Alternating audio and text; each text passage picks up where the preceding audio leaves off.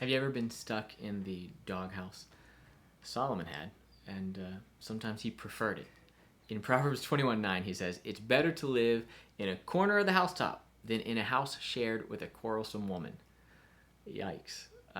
Now, I want to say it's important to remember that it's a man who wrote this, and a female author could easily flip the script for the men reading this or hearing this. Regardless, Solomon has a point here. He would rather live uncomfortably away from his own bed, perhaps in a spare room, which is essentially what ancient rooftops were, than to continually share space with someone who is contentious, argumentative, and always picking a fight. And then he echoes the same sentiment, but even more extreme in verse 19. He says, "It is better to live in a desert than with a quarrelsome and fretful woman." So, is Solomon being a little dramatic here? Maybe, but he clearly felt strongly about this.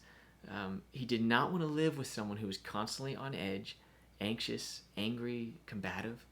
He would rather be alone in the desert, away from civilization altogether, than to do that. So if you've ever been in a situation like this, you may know what Solomon is talking about. You know how exhausting it can be. We weren't made for it. We weren't made to be on edge all the time, picking fights. So whether you're living with your spouse or you have roommates, consider what kind of housemate you are. Are you easy to live with?